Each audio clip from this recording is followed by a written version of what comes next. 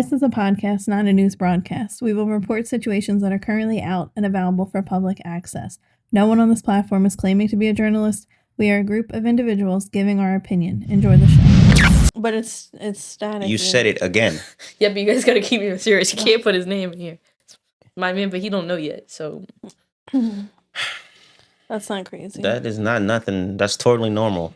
Yeah, but we can't put his name in here. No one. You keep saying that. No one has said his name. All right, but we can't put him in here. What's his name? We can't put him Who in you talking about? Oh boy? We can't put him in here. All right. I don't know who she's referring to. 6 letters? 7. Oh, you talking about boy that you like? 6 letters?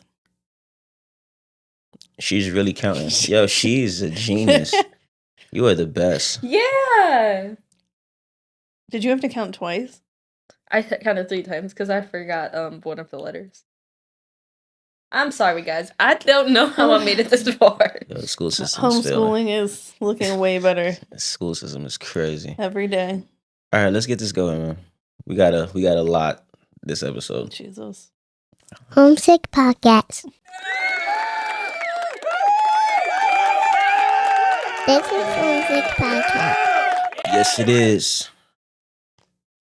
Welcome to Homesick Podcast. I'm Miss. And I'm Liz.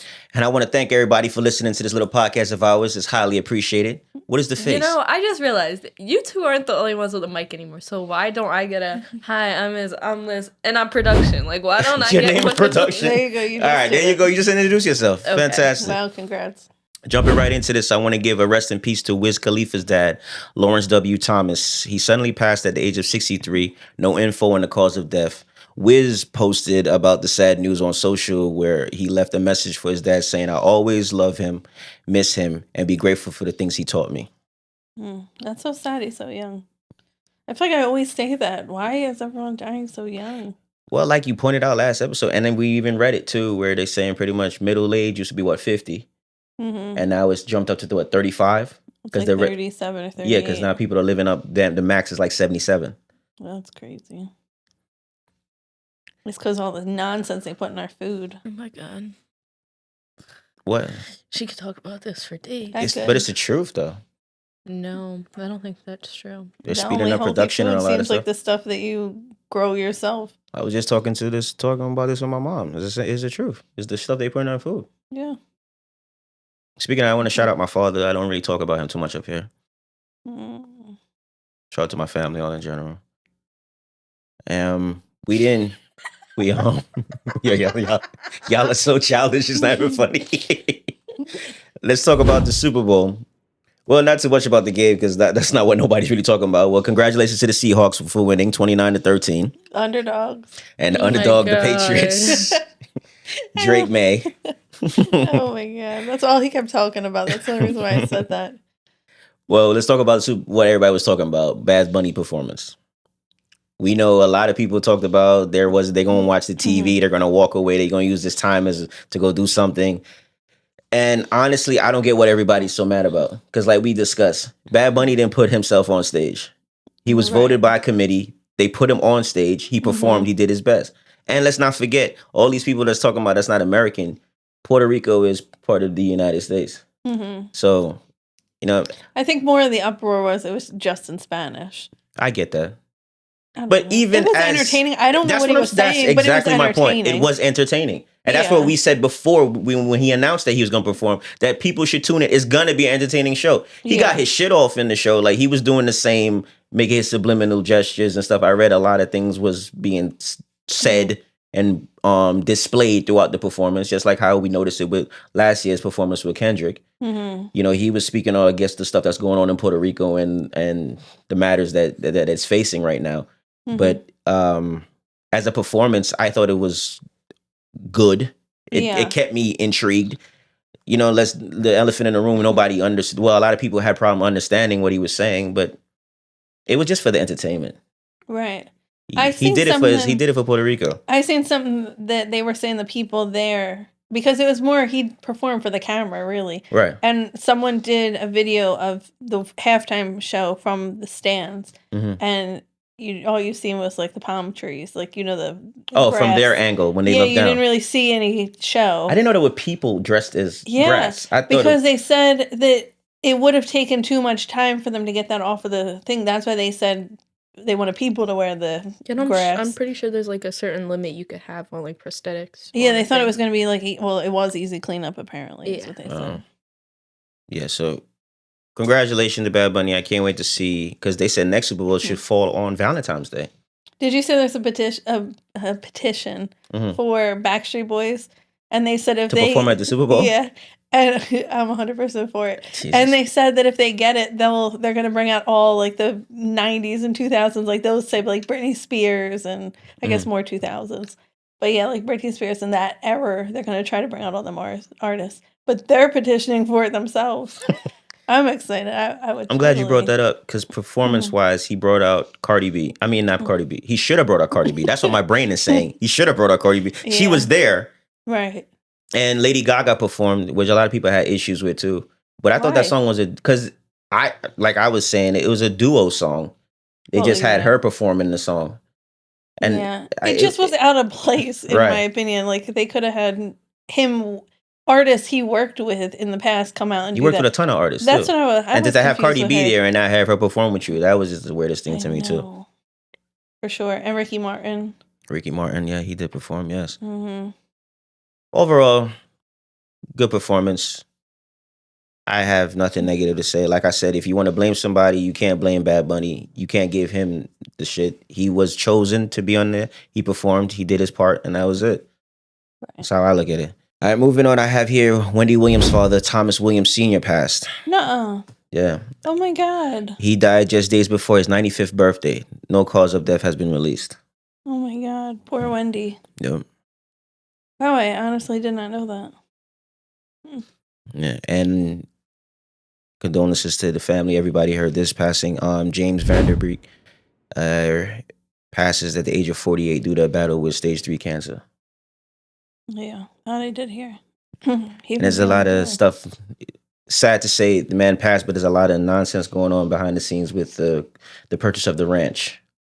Mm-hmm. People are saying, because she had the GoFundMe, the wife, right after his passing, and before his passing, they're saying other people got involved and helped him purchase the ranch for $4.7 million, and which is on like 38 acres of land. That's some crazy. But they've lived there and they always rented, and then I guess he realized where he was heading and he decided to buy the property, for which I didn't see anything wrong with it, but I get what other people are saying, that he had to pull to get the $4.7 million, and then now right after his passing, you got your family needs a GoFundMe. Right, and that's what I kind of think is a little tacky in a sense. And no, I don't know, not to discredit it or nothing, but like if God forbid it was like someone going through it like that we knew, they wouldn't have that. They would have to downsize. They would have to sell their house. They would have to do all that. So I think that's where like the people are coming out of saying like, that's nuts. You already have money. Right. You made a GoFundMe saying that you don't have money because of healthcare expenses, but then just bought a $4-point-something million ranch. But I just looked at it as him trying to make sure his family was good, and while he was him being gone. Yeah. I mean, I understand. I was kind of shocked when I heard that the wife made a GoFundMe. I guess that's where I was more like, that's kind of crazy. But we don't know, I guess, the full story, so. Rest in peace to James, and condolences to his family. Next, I have here Chris Paul announced his retirement just shortly after the Toronto Raptors released him following a 3-team trade with the Clippers last week. So congratulations to Chris Paul. He made a statement saying, while this chapter of being an NBA player is done, the game of basketball will forever be ingrained in the NBA of my life. I've been in the NBA for more than half of my life, spanning 3 decades. I'm excited to take with me the next chapter, all the incredible things basketball has taught me, Paul said, and most importantly, that the people I have been blessed to meet throughout my basketball career. Congratulations again to Chris Paul. Now, stuff I'm excited for. They dropped the trailer for the Spider Noir with Nicolas Cage. Oh, okay. His character was introduced in the Spider-Verse movie, the whole cartoon movie. They introduced his character. So now they're giving a live-action version of it where they revealed the villains that might be in it. They said it should be Sandman, Electro, which those characters have been on camera. I've never seen Molted Man, and they're going to introduce Man Spider. Those characters I've never seen live action, so I'm excited to see that and how that works. The show premieres May 27th on Prime, so I'm very excited for that. I didn't see that. I'm sorry, I can't give too much input. I didn't watch it.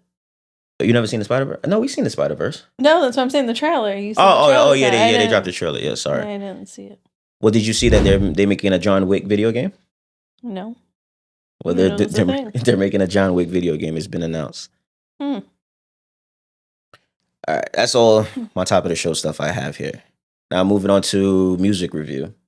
I know it dropped last week, but I took some time with it, and I'm talking about J. Cole's album, The Fall Off.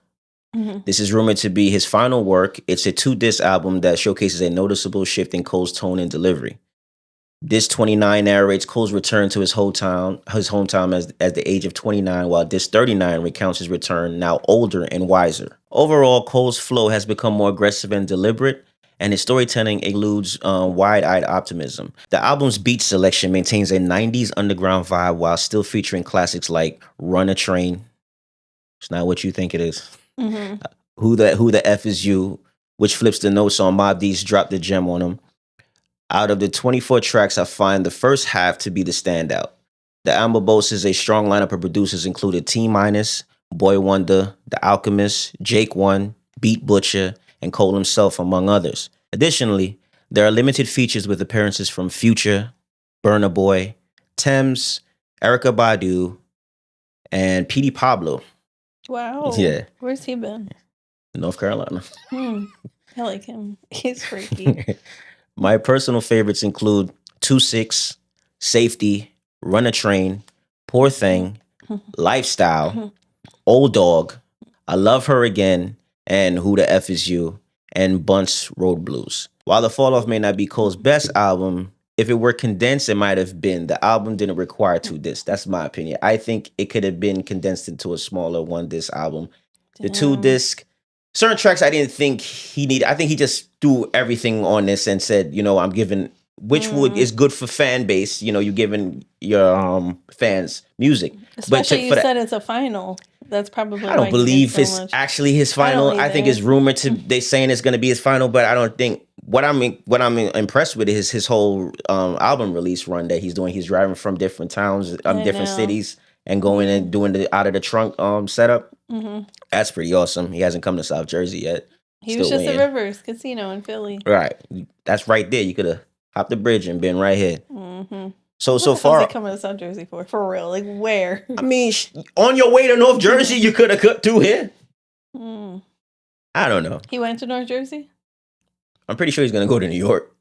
Oh, if he's not already there at the time we're recording this, maybe. The album debuted #1 on the Billboard 200. They said 300,000 units first week. Wow. Yeah, this marks his 7th consecutive #1 album with roughly 115,000 coming from pure sales. It is projected to be the highest first week sales for a rap album in 2026. That's awesome. Congratulations to Cole. Next I have here, Hilary Duff announced a global tour. The pre-sale and general sale for the tickets commence next week. However, fans can already plan their viewing locations. Her tour kicks off on June 22nd in West Palm Beach, Florida. Hilary will perform across the United States, Canada, and Mexico. She'll even venture overseas to play in Ireland and the UK, even Australia and New Zealand. Her album titled Luck or Something is set to release on February 20th. She's coming to Philly, and I want to go. I'm going to drag one of the girls, or both the girls. I'll go with you. Okay, perfect. We'll be going. We have Britney Spears. She sold her ownership stake in her music catalog to Primary Wave, a prominent music publisher. The transaction is reportedly a significant deal in the music industry. So they're speculating she kind of got what I guess they said Justin Bieber got. Yeah. Around what, they say he got like 200 million. So they're saying she's close, or maybe in that proximity. It's like the thing everyone's doing, selling their music.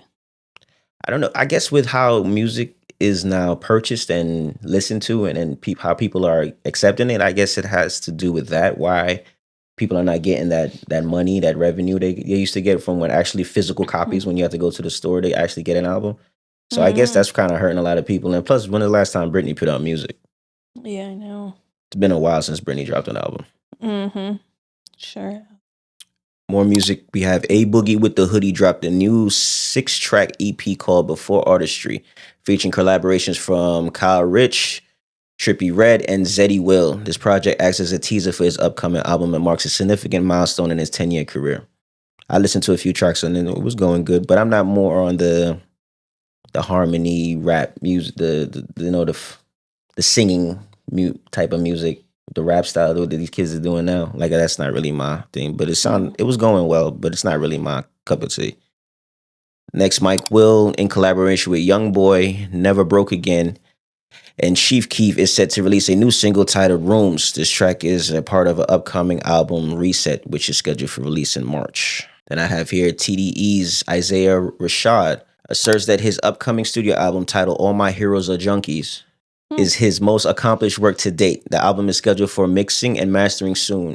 It has been 5 years since his last full-length album, The House is Burning. So I'm looking forward to that. Then this is more for production. Did you see the post that Sexy Red put out with the Michael Jackson Beat It? Oh my God. What did she say? Just eat it? Yeah. So Michael Jackson estate says it was unaware of Sexy Red's Beat It remix called The Music Use Unauthorized. So right now she's dealing with that. But she put on social media. She posted it. So I don't know what's going to come from that. Then other releases that dropped was Jill Scott, To Whom It May Concern, and Central C. He dropped a freestyle called Iceman. Jelly Roll dropped a track called Thorns. Victoria Monet dropped a track called Let Me. And Baby Rose and Leon Thomas dropped a track together called Friends Again. That's all I have for music reviews. And then moving into Talk of the Town. Talk of the Town. I hate when we get here. I dread it the whole time. She just want me to talk the whole time. All right, because I have so much. Take your time. All right, so we are in yet another government shutdown. It's a partial shutdown this time. And this is due to what? So Congress couldn't agree on funding for Homeland Security before the deadline. It all comes down to immigration policy. Lawmakers are deadlocked over how immigration enforcement agencies should operate. Some want new limits and oversight on immigration agents, while others want funding to continue without any new restrictions. That disagreement blocked the funding bill, and the clock ran out. So things escalated after some controversial immigration enforcement incidents, which we all are aware of. Correct. Which led to demands for reforms before approving funding. And because no agreement was reached, the Department of Homeland Security entered a shutdown. So that includes TSA, which are the people that keep the airports secure, FEMA, which is responsible for disaster response, the Coast Guard, Secret Service, and immigration agencies. Wow. Most other federal agencies already have funding through September, which is why this is only a partial shutdown. Okay. So obviously for everyday people, this means TSA agents are working without pay. So airports are still open, but they're just probably going to be slower. So the same thing like we dealt with last shutdown. Travel delays could happen. Disaster response programs are limited, and many federal workers are furloughed or unpaid. But here's what's wild about this shutdown. What's that? It all started as a fight over immigration enforcement, how agencies like ICE and CBP operate. But here's the kicker. ICE isn't even being affected. They got billions in funding last year with the big, beautiful bill. Of course. So they're still running full speed.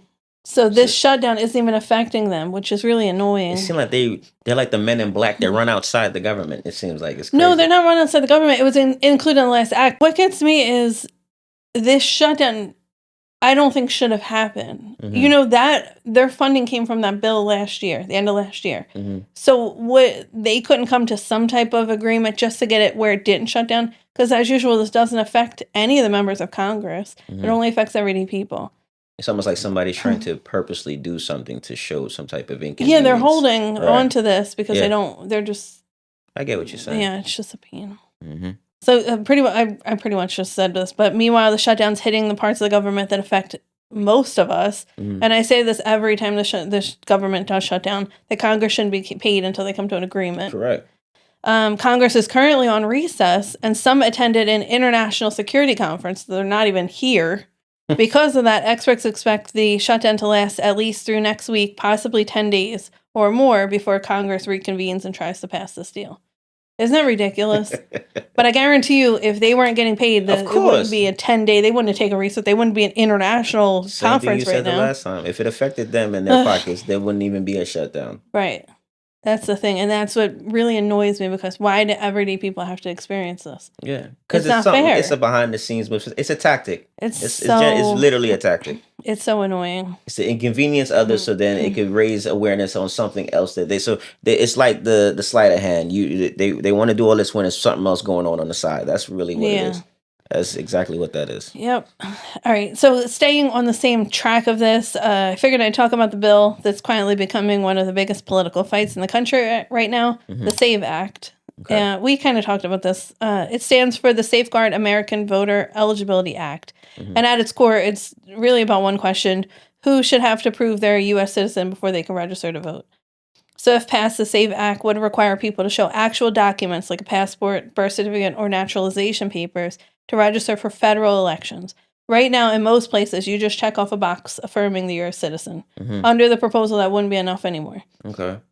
Supporters say this is common sense. Their argument is simple. Only citizens should vote in American elections, and requiring proof protects the integrity of the system and public trust in the results, which I think is true also. Yeah.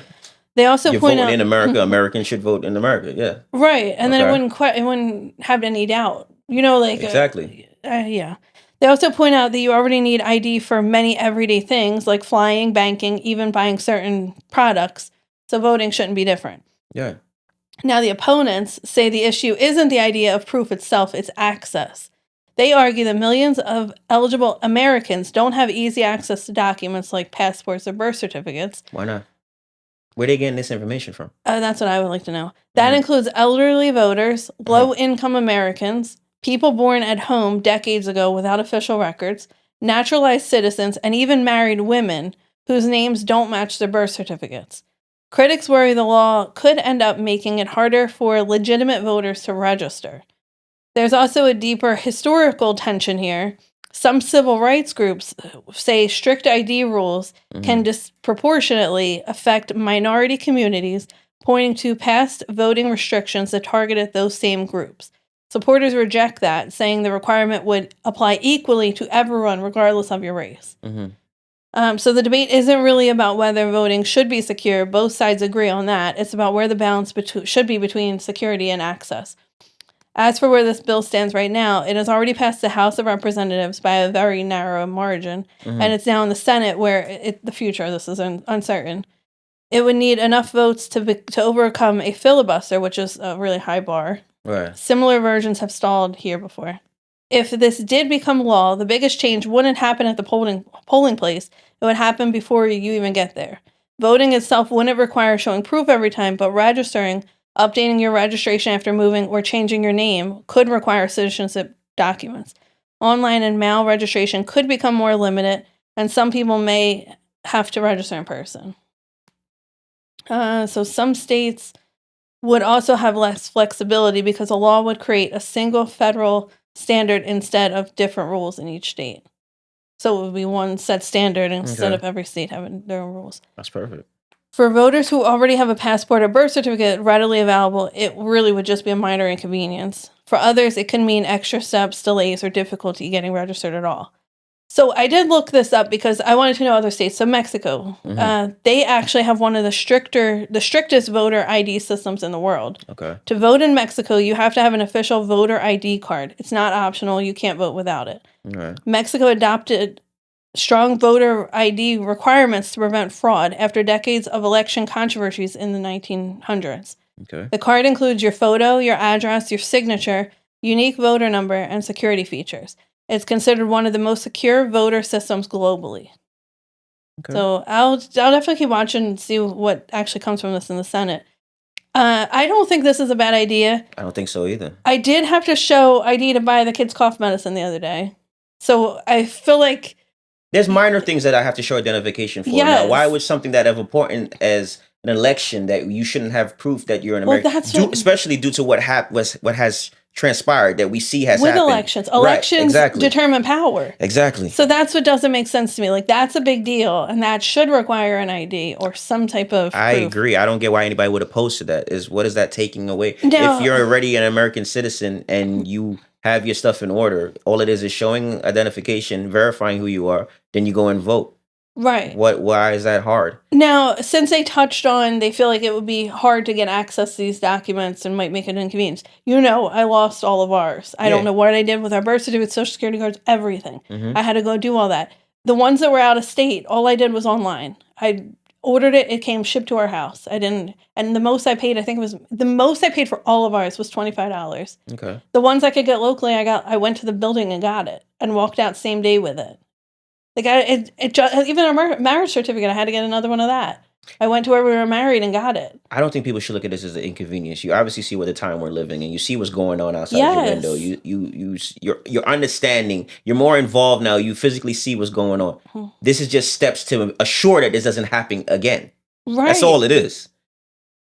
Yes. Why do people want to just keep repeating the same habits? Like, it's to prevent. I don't see anything wrong with that shit. Right, it's just to protect our elections. And if other countries require this, I don't understand why it's a big deal for us. It's just to cause controversy and stir up nonsense. It is. It doesn't sound like a hard thing. It's a simple task, I believe. But, others believe different. I don't get it. So share your input. I would like to know where everyone stands on this. All right, so last episode I talked about the disappearance of Nancy Guthrie. Yes. The 84-year-old mother of Savannah Guthrie. Yes. So just a quick recap. She vanished from her Tucson area home overnight around January 31st, February 1st, 2026. Evidence suggests that she was abducted, not a voluntary disappearance. Blood was found at the scene, which was confirmed to be hers. Mm-hmm. A masked suspect was seen on the camera at her door. Authorities believe she was taken by force. So far, this is the biggest breakthroughs. Unknown DNA found. Mm-hmm. Investigators found the DNA at her home that doesn't belong to her and doesn't match family or close contacts. This suggests a possible suspect was physically present. They did find gloves nearby, which was also being tested for DNA. Mm-hmm. Now that, as of today, I've seen on the news that they're saying the gloves did match the DNA that they found at her home. They're not revealing the person that was on the camera. Right. So, hopefully something comes from that soon. Hopefully she's found. Alive. Seriously. Yeah. So the masked suspect that was caught on the camera, security footage shows the man in a ski mask and gloves. Mm-hmm. He's about 5'9" to 5'10" is what they estimate. He was carrying a black Ozark Trail backpack, which was only sold at Walmart. To the gill, too. Still wondering what the hell which is what they were saying is ironic because, if you're going in there to rob the place, your book bag's not going to be packed. Right. You definitely knew what you was going in there to do, yeah. Yeah. It's somebody, it's guaranteed somebody she knew. This whole thing just doesn't. It's not sitting right with me. Or knew her, or knew the family.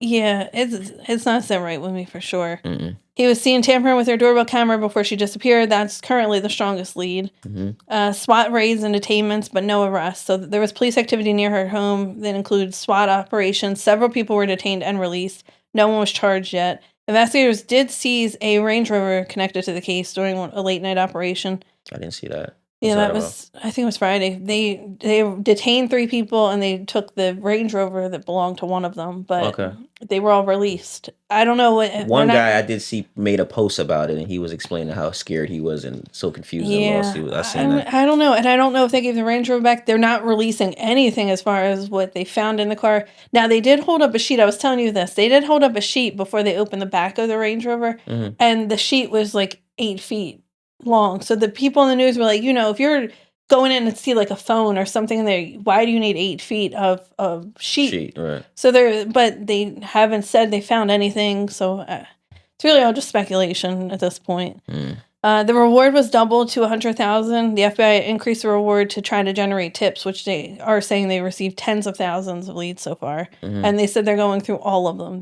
None of them are being skipped, so they're super busy. Right.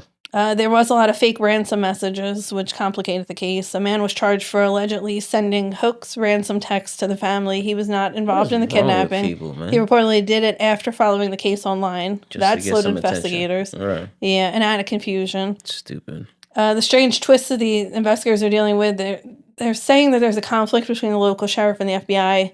They're saying the local sheriff reportedly blocked the FBI from accessing key evidence, and evidence was sent to a private lab instead of the FBI lab in Quantico. Is that the white hair guy that they keep showing on the news? He's making it hard to work with the FBI. That's what they're saying. I did hear that they had certain evidence that they won't release to the FBI. Yeah, it's all. I thought law enforcement are supposed to work together when it comes to matters like this. Yeah, I don't know. I guess they're just trying to, I guess that's a big deal for the sheriff to be like, make them say they got the win. They want. But why not utilize the assets? A woman's life hangs in the balance. Like it's not. That's what I'm saying. They're stupid. Utilize the FBI for what they got. They have great technology, and the Quantico lab apparently is like the best you could take anything to. They have systems that other places might not have. Like, it is crazy. It's idiotic.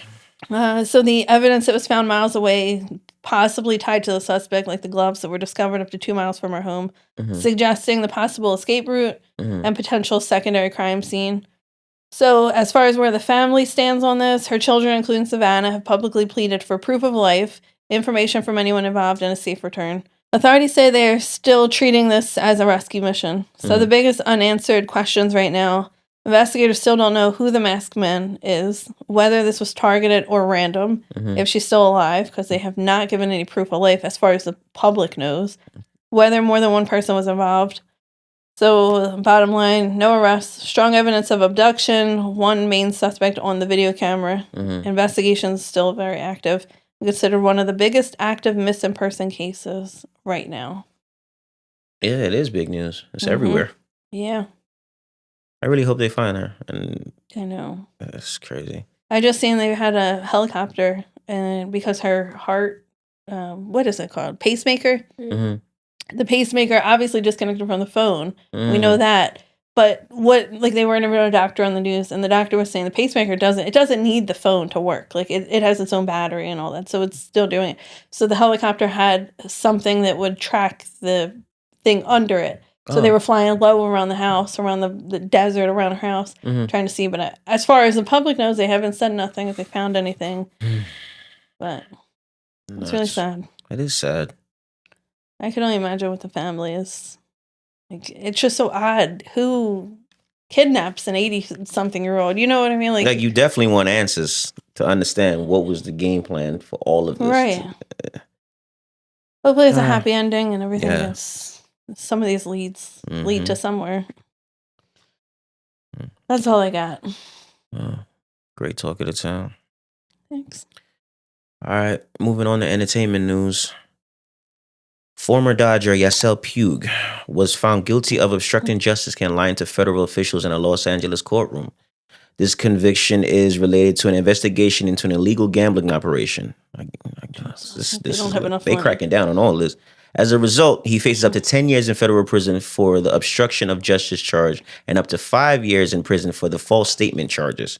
According to the allegations, Puig began placing illegal bets in May 2019 through an illegal gambling business operated by former minor league pitcher Wayne Nix. After paying off his debts later that month, Nix provided Puig direct access to the betting sites. On these sites, Puig placed 899 bets from July 4th, 2019 through September 29th, 2019 on various sports, including tennis, football, and basketball. In November 2022, Puig made a deal with the federal authorities to resolve the case. He agreed to plead guilty to lying to federal prosecutors. However, he later withdrew from the deal, stating that he never should have agreed to plead guilty to a crime he did not commit. Following this, a 13-day trial was held during which prosecutors presented evidence to convince a jury that Puig was indeed guilty of the charges. So another gambling ring and somebody paying the price for it. Stephon Diggs, days before the Super Bowl, faced another lawsuit for defamation. In the legal documents, a man who claims to have worked for Stephon alleged that in July 2024, Stephon arranged for his Ferrari to be transported from Miami to New York and then Houston. However, the man claims that the Ferrari was stolen in Houston. He asserts that law enforcement concluded that the theft was committed by a third party, but he alleged that Stephon began spreading the false narrative that he stole the car himself. Consequently, members of Stephon's circle started confronting him after he allegedly began spreading this false story. In December 2025, the man claims to have been assaulted in Miami by two men from Stephon's circle. He alleged that Stephon's brother, NFL player Trevon Diggs, witnessed the incident but did nothing to intervene and prevented the alleged beatdown. The man is pursuing legal actions against Stephon and others for damages, and Trevon is also named as a defendant in the lawsuit. So him and his brother now are in legal trouble. It sounds really messy. It is. Every week this man has something. I just seen that they dismissed the whole charges he had against the, the chef? Mm-hmm. Something was dismissed on that. I don't know. I don't have the full story on that. But then the rumor now, they saying that right after the NFL, him and Cardi may have split. And then they're saying that they unfollowed each other. It's all speculation, all nonsense online. But who was telling me? One of y'all was saying that it wasn't true. That one. Yeah, I'm not really too sure. I feel like they never followed each other, but I could be wrong. I mean, I'm not 100% on that. Well, for those who care, that's the story that they're saying. The two may have split. Jessica Alba and Cash Warren have finalized their divorce. They will share joint custody on their 3 children, ages 17, 14, and 7. Neither party will be required to pay spousal support. Mm-hmm. To even out the division of their assets, Cash will receive a $3 million payment. Jessica is making this payment in 2 non-taxable installments, $1.5 million now and $1.5 million next year. Additionally, Jessica's legal last name has officially been restored to Alba. Mm.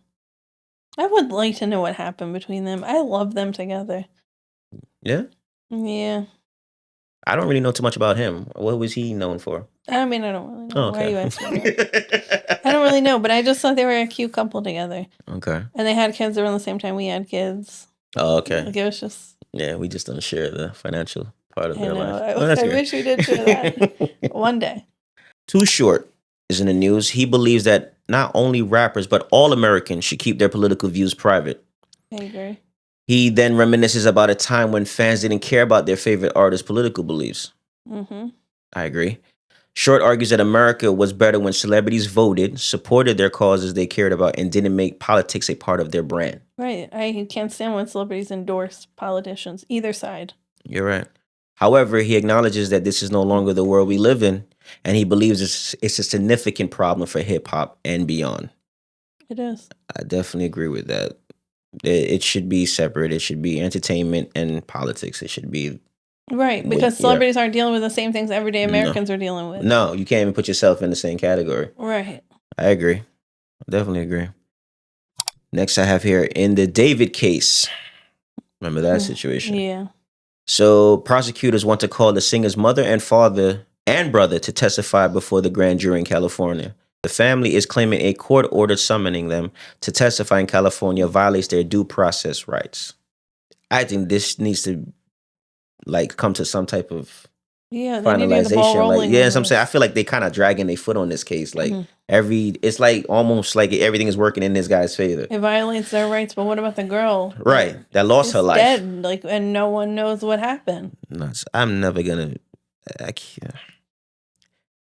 This case bothers me because I have so much feeling about what I would love to say about this situation, but So moving on, we have Kylie Kelsey on her Galentine's Day episode. Now, I'll get into that after because I didn't know Galentine's was a thing. It's been a thing. Yeah. Never heard of it. And then why I'm saying is because I heard men talking about Palentines. Well, that's because men just want to take things. It is so stupid. I would say just leave that to women. But anyway, Kylie Kelsey on her Galentine's Day episode of Not Gonna Lie reveals her intentions to undergo a breast augmentation surgery. Her college best friends, Amber and Gab, react to a clip of a woman showcasing her post-surgery results to her friends. Kylie clarifies that she has a plan to eventually restore her breasts to their original size due to her 4 children. She concludes her statement with a simple, "That's all I have to say about that." So what is your thoughts on going under after having 4 children? I mean, I don't blame her. I mean, I had 5. But I don't blame her. I would... Is this something you would do? Yeah, I would definitely do it. Oh, wow. You didn't even hesitate. All no, right. There's no hesitation. Because it was a blessing to have my kids, but it would be cool to get my body back to how it was pre-kids, prior to having my kids. So I'm for it. I love that she's doing that. So you support that? Yeah. That's good. Women sticking together. Look at that. So Ja Rule, Tony Ayo, and Uncle Murder engaged in a heated argument midair aboard a Delta flight from San Francisco to New York City. Ja Rule tweeted about the incident, claiming he popped on these punks and threw a pillow at Yayo's head because he was soft. He should have said that one out. It was the most forced on argument I've seen in my life. Like, like they could have just did their flight and been on their way. He's bragging about, I threw a pillow and knocked his hat off. It was so childish. I felt it to be childish. You're someone's grandpa. Right. Exactly. He's a grandfather. That's what I'm saying. Yeah. I think it was stupid. I get this beef amongst the crew, but let's your motherfuckers on a plane. What y'all gonna do? Like nobody want to go to jail on no plane. Next I have here, J. Cole has responded to Cameron's. Now remember we talked about that on a couple episodes back. So Cameron's $500,000 lawsuit regarding Cameron's feature on the Ready 24 track. In 2024, Cameron is featured on the mixtape Might Delete Later. Killer claims that he only agreed to collaborate with Cole on the conditions that Cole reciprocate with a collaboration or appeared on his podcast, It Is What It Is with Mace. Cole's legal team argues that the Cam's lawsuit lacks merit. In a letter requesting the dismissal of the lawsuit, J. Cole and his company, Cole World Inc., denied the allegation. Cole is seeking to have the lawsuit dismissed entirely with prejudice. The documents allege that Cam is not a joint author or co-owner of the song and consented to its release. Oh, okay. So I don't know what's going to happen with that. And this, fresh off the press, this just popped up right before we started filming. A post by DJ Vlad. I don't know how true it is. I'm going to read it and I guess we could deliberate after the fact. So DJ Vlad went on X Spaces and posted this. I have a confession. Rock Nation has been paying me to support Megan. They also paid off all the jury members to convict Tory. And they bribed the judge too. Jay-Z did a verse for his grandson's new album. They paid off Megan's doctor to lie about the bullet fragments. She was never shot. The LA police are all on Jay's payroll, and it doesn't stop with LA. But you're not ready to hear that part. The Mexican guy who stabbed Tory, who you think paid him to do that? He already knew the answer to that. The 3 Supreme Court judges who denied Tory's appeal all paid off by the Rock Mafia. Jay also paid Trump not to pardon Tory, even though it's a state case. Trump can only pardon federal cases. Right. But knowing Trump likes to bend the rules, Jay wasn't taking any chances. I can't keep these lies secret anymore. If this is my last tweet, you know who silenced me. I mean, there are a lot of allegations. That's a lot of allegations in there. And you never know their intention. I mean, if it's true, that's wild. But this came out of left field. Right. It could just be him trying to stay relevant or need publicity or money or something, you know? That's some strong accusations. It is. I don't know. Well, like I said, this happened to release right before we started sent to record. So I don't know where that's going. I guess we'll hear about this more in the week. But yeah, when I seen that, I was like, well, that's a lot. Also, plus the girl, her lawyer, I seen a reel. I don't know if it's old or not, but I seen a reel on Instagram. No, the other girl that was in the car. Her lawyer was saying that she did admit to shooting Megan. So it's like there's so many different stories. Yeah, the story keeps changing in the sense like he's innocent. But at the end of the day, nothing comes from nothing comes from that. Yeah, it is some type of weird shit going on with that case. I'm not gonna lie, it is something weird definitely going on with that. All right, that's all I have for entertainment news. That was the last hurrah. Next, moving into my random news. You guys love this. I know. Oh, goodness. You good? You got some real shit on your mind over there. I have something random. Go ahead. You might already have it, though. No, let's see. I may not. All right. So I just thought those were really crazy. So around 10,000 free condoms made available to athletes at the 2026 Winter Olympics in Italy were reportedly gone within just 3 days. I don't have that as random news. According to New York Post. There's a lot of fucking going on at the Olympics right now. Yeah, the Italian outlet La Stampa reported that organizers are now rushing to restock supplies to the Milan Olympic Village after the initial batch ran out quickly.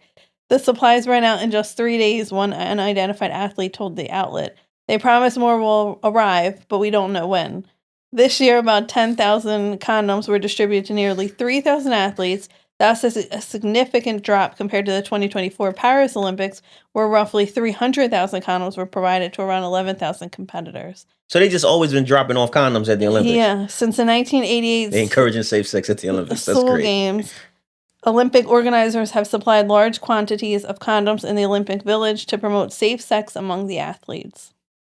I know, I didn't know that. So I was like, oh, I got my own fun fact today. And it sold out in hours?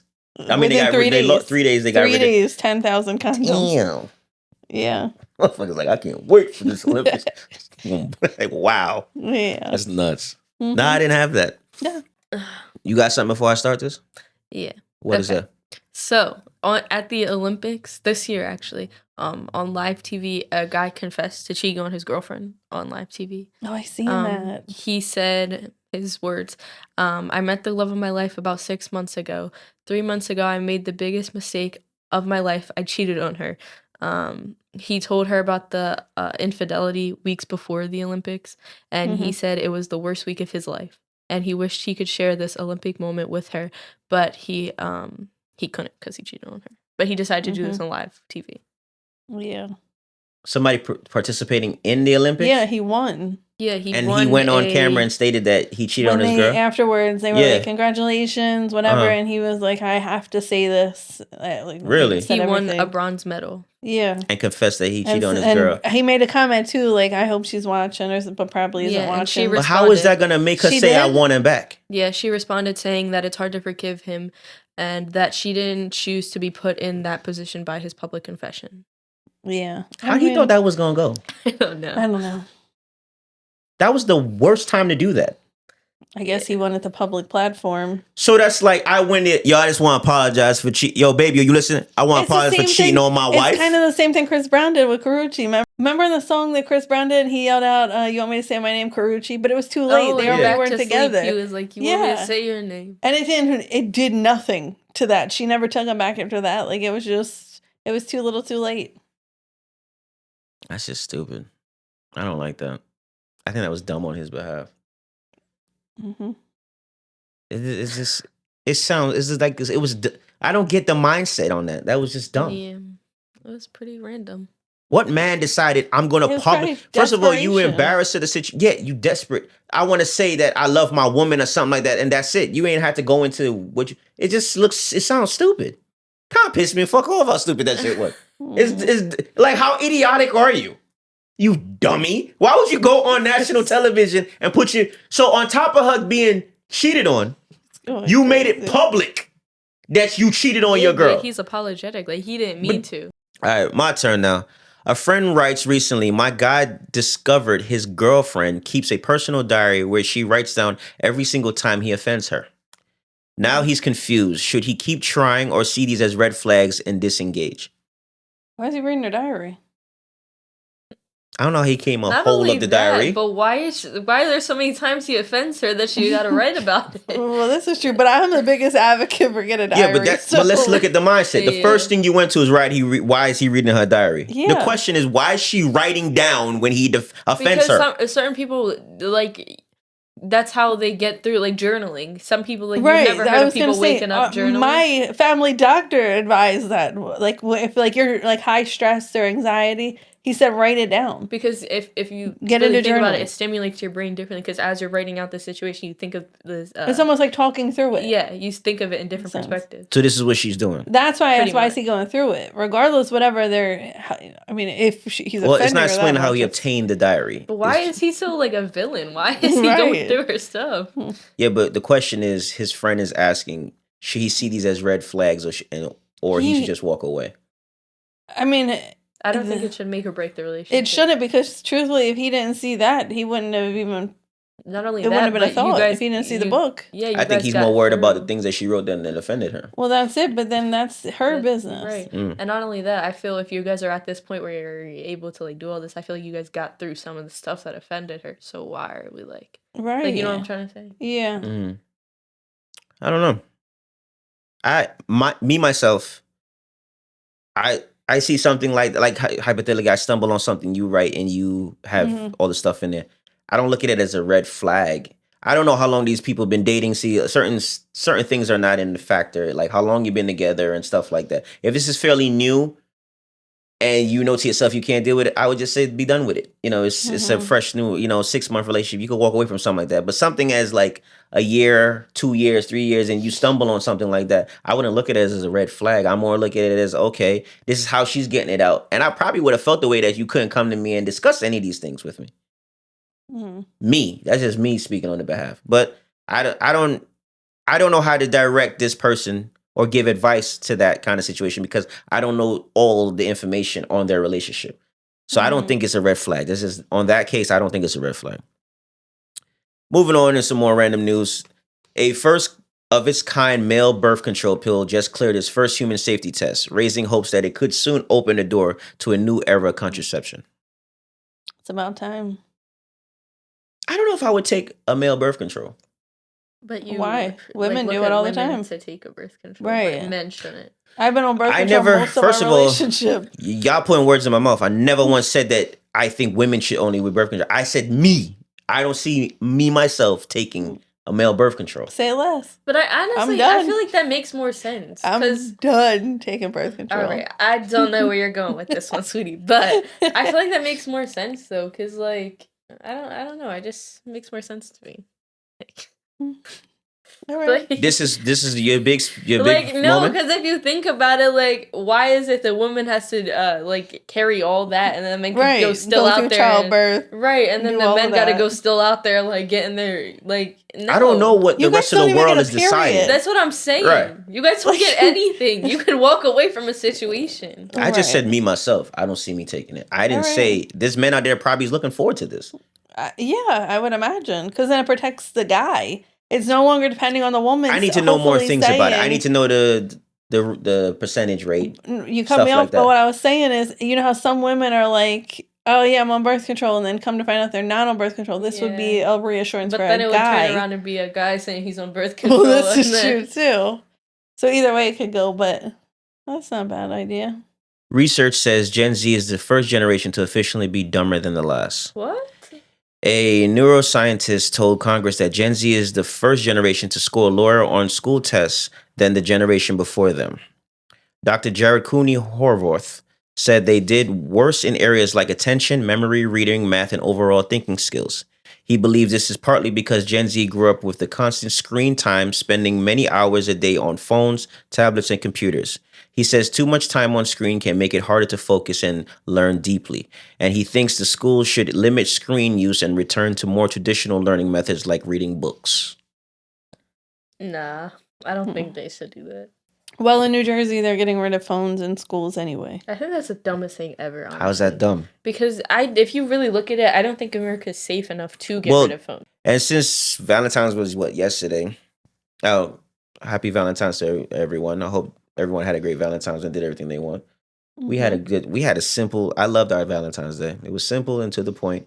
We laid down, chilled with each other. To the point. There was no nonsense. There was no in between, no pressure of, oh my God, I got it. It was simple. No, because I don't like the crowds. We are going to celebrate Valentine's Day next weekend, but I don't like the crowds of the weekend of. Like, I hate going out. It's unnecessary. Having to stress over, did you get a reservation? All that. Like, that's not fun to me. I want my own day. I think this shit is overrated at this point. Especially in our situation. We have how everything lined up for us is what I'm saying. We got our anniversary the week before. Mm-hmm. Then when you go around Christmas time, your birthday is right before Christmas. Right. Like how everything with us is, there's a celebration. It's like a party every week. It doesn't lessen one or the other. No, but I find our anniversary way more important enough than Valentine's Day. Right, but we still celebrate both. No, we celebrate it, but I don't think to the level of how hype and how extreme it has to be. Mm-hmm. I would put more energy and time into our anniversary than a Valentine's Day, is what I'm saying. Mm-hmm. You don't agree? You say they should both be treated equal. Yeah, just like my birthday and Christmas should be treated equal. It is, get one, but it is though. I know, but so don't talk like back to your point. No, but what I was explaining is like every major month there's a back-to-back something is what I'm saying. Mm-hmm. I'm sorry. Lucky you. Lucky me. Okay. So Valentine's was nice for me. I appreciated all the gifts. You got me the candy and a book that I wanted, and then our son got me a bunch of my favorite candies. And I think that was cool. I think his son should always get his mother something, no matter how old you get for Valentine's Day. Yeah, it was really nice. It was really sweet. And then it was like a stuffed animal box of chocolates. And then when you open it, it had little like stuffed animal chocolates in it. I don't know. It was really It was nice. Really it was cute. thoughtful. No, I never seen it before. And I got under eye masks. I think he's trying to tell me something. Getting old. I'm 30. Not old. But yeah, it was really nice. And then you got each of the girls a bouquet of candy. Yeah, stuffed animals. So the backstory is every Valentine's, I get all my daughters a gift. Mm-hmm. I do it. My reason for doing it is that they should always suspect something, even if they're with someone or not someone. I would always, as long as I'm on earth, be there for them in that type of moment. So that's why I do it. So it would continue even when they're older? Yeah. I'll send them something. That. Yeah, I love that. That's really nice. Maybe not this one. I feel like everything stopped when I turned 18 with my family. Yeah. Nah, I wouldn't stop that tradition. Like, I'll get a birthday and a Christmas, but like, I don't get any. I don't expect anything in return. I just want them to know that you're being thought of. No, That's why I do it. That. Yeah. I seen something the other day that it was a reel, and I think it was on Valentine's Day, and the girl was saying that every year her parents still get her a Valentine's. Yeah. I think that's so sweet. Like, at the end of the day, it's still your child. Yes. I like that. I love that. Oh. But the reason why we even talking about Valentine's Day. And our daughter made us both personalized cards. That was really cute, too. On her own. Oh, like, yes. Yeah. Very nice. Yeah. That was nice. One I like of the that. little ones. Yeah, that's old school. Handmade card. I like that. Yeah, all on her own. Like, she's so creative. So the reason why I brought up the whole Valentine's Day thing was recent studies suggest that couples who don't feel pressure to celebrate Valentine's Day often report higher relationship satisfaction. Instead of focusing on one commercialized day, they tend to prioritize consistent communication, emotional understanding, and everyday gesture of care throughout the year. By avoiding unrealistic expectations and comparisons, these couples reduce stress and disappointment, allowing their relationship to grow more naturally and authentic. Look at that. We're doing something right. That's why I said I don't really look at it as what it is. So, yeah. Whoever else is on this, you guys are doing great. Mm-hmm. Now, next I have here, if you fall out with a friend you've known for over 10 years, then you heard that that person's parents died, will you reach out to them to send condolences? Yeah, I would. I feel like that's petty if you don't. You? I mean, you don't have to show up at the funeral. No, but like a text would be like, hey, sorry, I heard about your family. I'm sorry for your loss. Simple. Or even better, social media. All you have to do is post under the whatever they post. You guys are petty. Like, no, it's not. I have a reason. At first, I didn't even say nothing. You don't even know what I'm about to say. Your face was like... The friendship ended kind of crazy. Like, I'd think to my head, like, oh, that's sad. But, like, I don't think I'd go on my way to reach out to them. But if it was just, like, a fallout, nothing bad transpired, then I'm like, oh, like, condolences. But... Go ahead. So, partially what she said, it depends on how the falling out happened. Mm-hmm. So now, if we've had a big blowout and it was something where you crossed the line tremendously, like you said something about my children or one of my kids, or you made a pass at my wife or some shit like that, yeah, I'm not saying shit. I have nothing to say to you. I think it depends on the circumstance. You know, if we had a little bullshit argument where we both could agree later on in life that it was a stupid ass disagreement, then yeah, I would use that as sad to say, the situation as an icebreaker to come in and, you know, give my condolences and speak to the person. But yeah, it depends on the circumstance for me. What you're talking about petty, Mom? I got my pettiness from you. I'm not that level of petty. We can't cross-examine ourselves. Just putting it out there. Mm-hmm. Okay. Then I know I would. I don't hold on to things. That is probably my biggest weakness. What do I hold on to?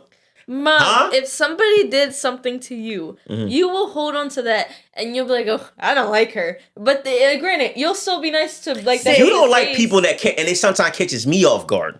Like, I don't like that bitch. I get feelings, and I don't know. I can't be the only one that does it. I get feelings with people. Like, I'll go around people he talks to, and I'm like, I don't like that person, or there's something off about that person. Watch I don't like that bitch. That's how you put it. I don't. No. I'm not calling. I call men bitches. But this is the thing, though. I wasn't talking about just women. I'm talking about men too. It's a good thing and a bad thing because, like, with my friends, she'll see it before I see it. Yes, but sometimes she'll be hating a person for no. And real I have reason. been right so far, even with people he brings around. I'm like, watch that guy, and then all of a sudden it'll be like, you were right. I didn't notice it. Yeah. I give you that, and I do that for you as well. I'm very in tune with people. Mm-hmm. I see the little nonsense they try to pull before they pull it. Okay. Mm-hmm. A woman explained that many women tolerate bare minimum behavior but still move fast physically, and believes that removes leverage early in the dating process. I believe it. So, overall, a man is showing you he's a piece of shit. You still sleep with him. Right. And you later on will complain about such pieces of shit he is. Right. I get it. I've heard people in this situation. So what does that mean now? They just settled for that's not what they wanted, but they wanted that whatever family dream, whatever they wanted that, so they did it. But then at the end of the day, years later, now it's like, wow, that really wasn't what I wanted. But do you think certain women sleep with men in a way of getting what they want and thinking that later on they could work on that? Yes, absolutely. It goes both ways because a guy can meet a girl and think they can change him. A woman is just as guilty. They can meet a guy and see, all right, you're giving me bare minimum, but I can change that about you. Most of the time they can't. I was about to say I don't think men try to change women, but I remember cases growing up where motherfuckers knew she was a hoe. Yeah. It was like, she only did that with him. Right. And then still pursued her. And surprise! She was a hoe. So yeah, I get what you're saying with that. But yeah, I guess the overall is now for what? Women to understand the control they have when it comes to that portion of the date or that end of the night where it's like, okay, the night's ending. You didn't enjoy the date. Right. Be on your way. Go home. Right. Instead of saying, I ain't have in so long, I'm going to go. Oh, you know what I'm saying? Like, just move on. But I don't think all women is going to, you ain't got nothing to say in this conversation. I know, but like I'm saying, like it's all the 2020 you watch. Like I feel people are more peer pressured now because people are crazy. Like, yeah, remember that. People are crazy. Girl, I'm on 2020 all the time. Did she just call me girl? All right. Lastly, I have here, after being unknowingly cheated on, guy comes home to find this note from another man. The note looks like it was taped under the toilet seat. So the note says, this chick just told me she has a boyfriend and the morning after too. She tells me this. Sorry to tell you like this, but I would want to know if I was you. Sorry, bro. Well, I respect it. I don't like that shit at all. It's like adding the taunt. But he didn't know about her cheating. How else would he have So then leave her alone. No, but how else would he have gotten that knowledge? Like, I guess that was the most discreet way the guy could do it without her noticing. And on top of that, he didn't know the type of man the other guy was. And if like, you go up to him and be like, yo, I was just with your girl. Like, well, I guess I'm ignorant. Like, I take that. I get. If he didn't do that, you'd be coming home and kissing her, and who knows where her mouth was with that guy earlier, and you would have had no idea. So, in the end of the day, he's like, "I'm sorry, I didn't know you existed, but this is what it is. That we spent the night together. I'm sorry you found out." But my man did it 007 and taped it under the toilet seat. Well, because of where's he going to leave it on the counter? She sees it. Get the fuck out of here with this. Like, you know what I mean? I don't know. That's just crazy. I don't know. I like it because I would like it if a girl did that. Told you that your man is cheating on you. But I feel like with girls, I don't know. With men, it's just weird. I just think it's different with men. It's ego wrapped up in that. Yeah, like, but all right, I picture. I could get what you're saying. I just can't picture a dude coming up to, or even I say a dude face to face. Yes, and I get that. Bro, but here's the difference. I ain't know she's your chick. Right. We slept together. But here's the difference. That you could question. It's in the toilet in your house. and it's how did it end up there? Yeah, obviously he was there. So that's why I say I respect it. If he just came out in the gym and was like, "Hey, I was with your girl last night," it's not 100%. She gonna use those 25s? By the way, I slept with your girl. That's what I'm saying. It's not 100%. He could be making it up. He could just want your girl. Like that's what my point was. It's in the house. It's in the toilet you use. I don't think I want to hear that shit from anybody. Well, of course, no one wants to hear it. That's just where I'm at with it. Don't get me wrong. I respect.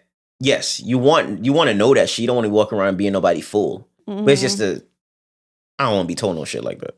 Of course, no one does. That's just crazy shit. No one wants to be cheated on. No, not at all. I guess shout out to the dude, I guess. Yeah, that's all I got on. Thank God we made it through. Random news. I feel like girls do the same thing though. Like I find girls do that shit way more messy. No, but they could do it more subliminally. Like you leave an eyelash on the counter, or like you leave like a nail in the car. Underwear. Like, you could do that so subliminally as a girl. For a guy, there's not really many ways to do it besides. I just think this is so odd. What? I just seen a reel and the guy went through a laundromat and he had a pocket like a handful of condoms, condom wrappers, and he had underwear and he'd open up the washer or dryer and threw the condom in there and he's like, I just like drama. He threw underwear in someone. Messy. Yeah. So you going to random people shit? Yeah. Just tossing it in there? Yeah. Oh, that's an asshole. I thought it was funny. It was just a reel. That man is diabolical. Yeah. Damn. He threw underwear in a white thong in one person's washer. Could you imagine coming home like, whose is this? Yeah, because you just grabbing your clothes and just throwing it in a basket and be on your way. God. And there's no way to explain that. Can you imagine that? Explaining that now? So crazy. Me coming home and then that's not mine. I don't know how that got in there. Yeah. Oh yeah, okay. I'm dead serious. That's good. That'll be an ongoing argument for God knows how long. Until you see that video. And then she still won't believe it. No, not at all. Man, I'm crazy. I embrace my crazy. Yeah, and you love my crazy. No, I don't. Anyway. Yes, he does. We're going to wrap this up. All right. I want to thank everyone for listening and tuning in. God bless, and we'll talk later. See you next time. Peace. Bye, guys. See, I got my little in, guys. That shit sounds so forced. This is Homesick Podcast. Oh, my God.